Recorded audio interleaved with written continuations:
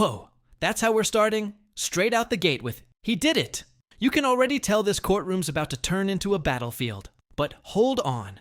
Who's accusing who, and what's really at stake here? Out, Your Honor. He did it. There's a total of 28 times where he does something like that. Literally, he says, do you remember explaining that what you were referring to is at the hospital, that the police were telling us to lie, put thug in it, when you talked to Detective Lewis? Okay, but that's... So when he says, do you remember a thing that there's no evidence took place? Quick legal breakdown. This is what's called assuming facts not in evidence. Basically, the lawyer's implying something happened when there's no proof of it. That's a big courtroom no-no. It can mislead the jury before any evidence is even shown. He is asserting that, one, it took place, and then asking the witness improperly in front of the jury. Did he ever talk to Detective Lewis? No, that's just what I'm telling you, Your Honor. And then Mr. Steele gets here and says to you all this stuff and still never shows you anything to suggest that Adrian Bean talked to Detective Lewis. Okay. Mr. Steele, you want to respond to that? Because that's critical to me. I mean, it's critical in the sense that if there was no conversation between the two of them, then that would assume facts not in evidence.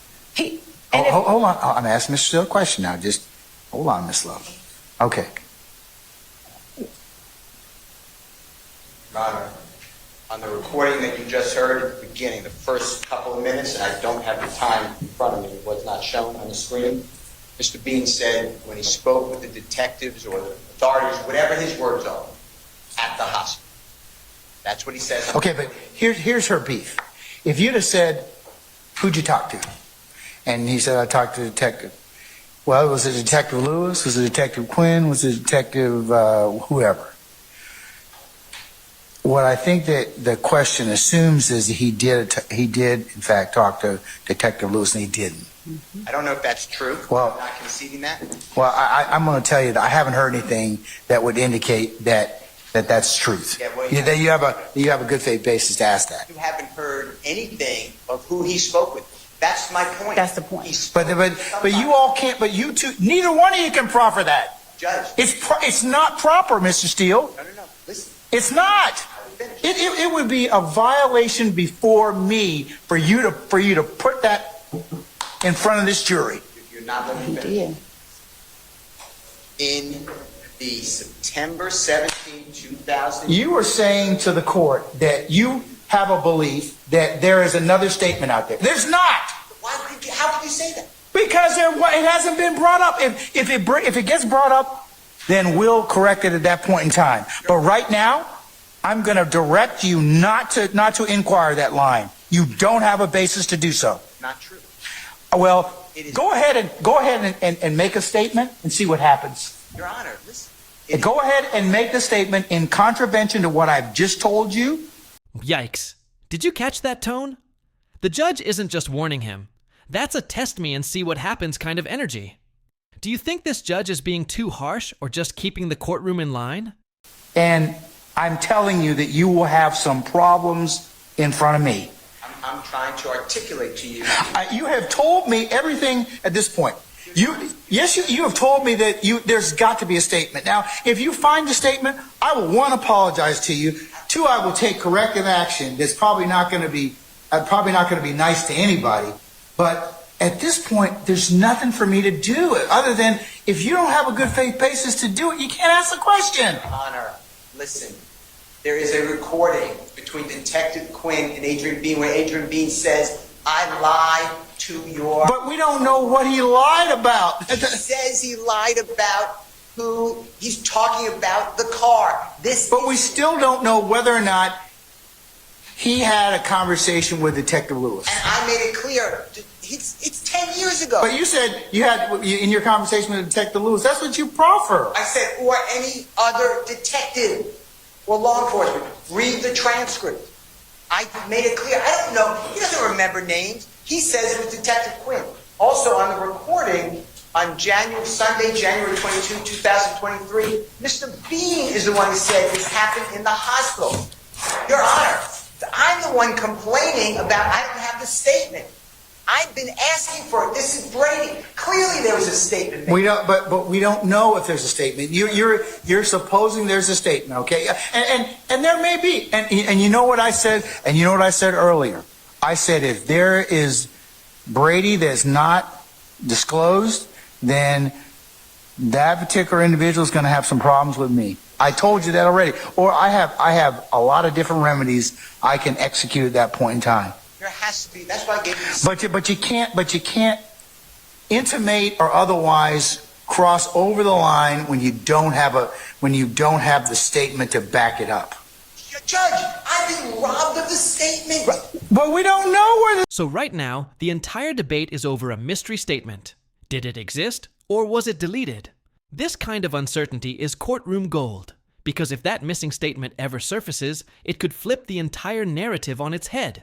The statement is, if we find the statement or it comes up or in cross-examination, Quinn brings up and says, hey, happen to have a statement right here in my massive file. And if he does, then, of course, I will revisit this particular subject again. I'm saying it's been deleted. It's been destroyed. We don't know. You don't know. We don't know what happened. We don't know what happened. We had the same issue that happened earlier in this trial about a statement. We don't know whether or not it was the hack or whether or not it's intentional. Now, you can make whatever hay you want out of it. I mean, and the jury can decide for what they want to give it. But you cannot ask the question in its current form. You just can't. Your Honor, I'm not asking any questions, but you have to understand the following, please. 6 days later, Detective Quinn and Adrian Bean are on recording where Adrian Bean tells Detective Quinn, I lied. About what?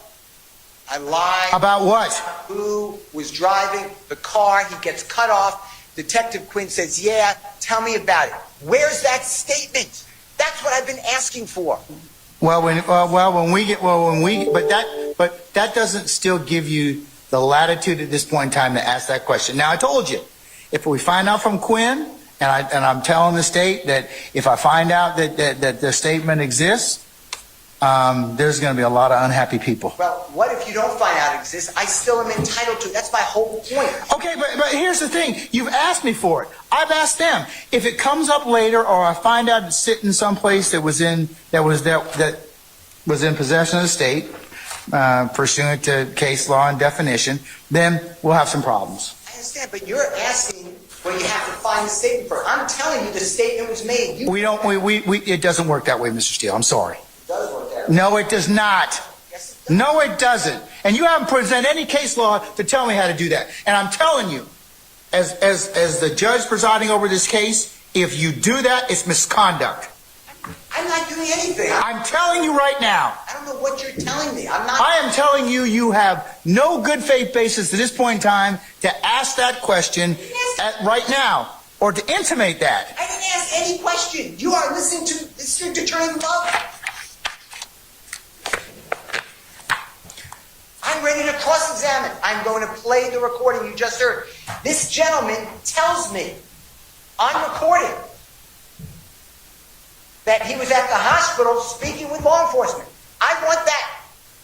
It is backed up because on recording, 6 days after the crash into that side of the building, Your Honor, Detective Quinn and Mr. Bean are talking about the statement that Mr. Bean made prior. I don't have it. And when the court asked me, well, you got to find it, or if I find it, it wasn't given over.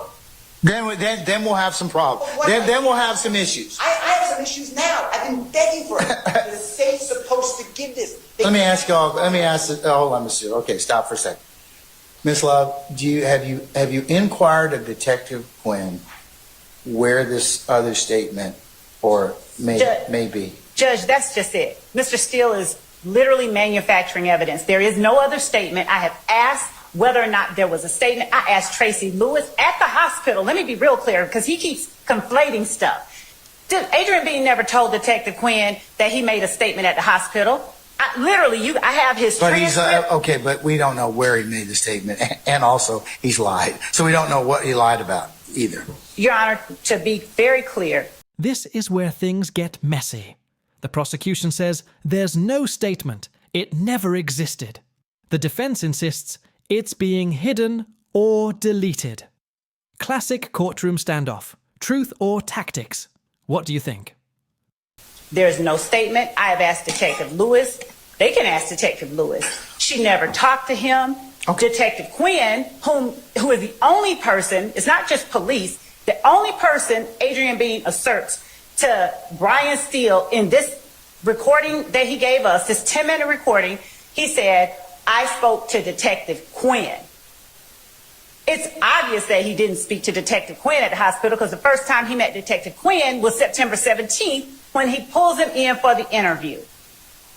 Literally. Mr. Steele is manufacturing something. So when the court is even asking me, okay, do you know where this statement is? Assuming that there's not a statement. There is no statement. There's no evidence. That's the problem with Mr. Steele asking questions the way that he asked them. He is assuming facts that are not in evidence. And he is usurping the jury's province and their ability to discern and weigh evidence because he is injecting assertions into his questions about things that don't exist. Similarly, he says, do you recall explaining that you made calls from the Fulton County Jail that you knew were being recorded to support your lie to the police that Jeffrey was involved on September 11, 2013? That's what he asked the witness. You heard the interview. He doesn't say that anywhere in that interview. This is the kind of manufactured evidence Mr. Steele keeps putting in front of the jury. He never said that during the interview, yet that's the question. That's the question Mr. Steele asked Adrian Bean on the stand. Nothing like that ever happened. And his conversation during his cross-examination of Adrian Bean, the cross-examination is replete with examples just like that. There is no statement. He can't sit there and say there has to be a statement and then ask the question as if there is one, because that's improperly asserting to the jury something that isn't factual. There's no evidence of it. So to answer the court's question, of course we have asked who spoke to whom. Did Tracy Lewis, did you speak to Adrian Bean? Tracy Lewis, I talked to Walter Murphy, and I put it in my report. I made a report of that. Calhoun, did you talk to Adrian Bean? I talked to Frederick Prothro. Here's my recording of that. Detective Quinn, and then this idea of destruction of evidence, that is the fallacy that is getting thrown around. That's the problem with asserting facts not in evidence. That's the problem with them being allowed to ask those kind of questions. Do you destroy evidence? Nobody has said anyone destroyed any evidence. Eduardo Navarro Flores said he heard that Detective Quinn had erased the interview. Well, then why all throughout Detective Quinn's report does he refer to the lie that Eduardo told in the first place? How is that destroying evidence? But they're trying to create a narrative for the jury of things that don't exist. A narrative that somehow the state destroys evidence. There's been no evidence, no suggestion that the state has destroyed any evidence, but they're going to ask it a million times. So that's what Mr. Steele is doing with this whole statement at the hospital. He's going to ask it a million times. So the jury's sitting there going, well, where is it? And then in the end, $100 says that he gets up there and says, they destroyed the statement from the hospital, knowing he has no evidence that one even exists. With Detective Lewis, and certainly not Detective Quinn, who is the only person Adrian Bean tells Mr. Steele, at least in the portion of the recorded interview he gave me. I don't know what else he told. I don't know what Mr. Steele told Adrian Bean. But it's obvious that he's leading him through the interview that the court heard. And even being led, Adrian Bean does not let up on his assertion about Detective Quinn. Mr. Steele tries to get him to change it. You mean somebody else, other police, no, just Detective Quinn. So this idea that he has a right to ask questions that assume things that are not in evidence, that he has not put in evidence, that he cannot expect to be put in evidence, is ludicrous. And to assert that the state is trying to hide something because he wants to taint the jury's mind, taint the fact finders with falsehoods, and somehow, I guess that's the way he wins cases. I don't know. Flabbergasted. That's the word of the day. After hours of back and forth, Both sides sound exhausted. But beyond the drama, here's the real question. If a key piece of evidence can go missing, what does that say about the system itself? No. But, Your Honor, I'm flabbergasted. The number of times he asked Adrian Bean questions that assumed facts that are not in evidence is just staggering. It's just staggering. I'm simply asking that Mr. Steele be precluded from asking those kind of questions.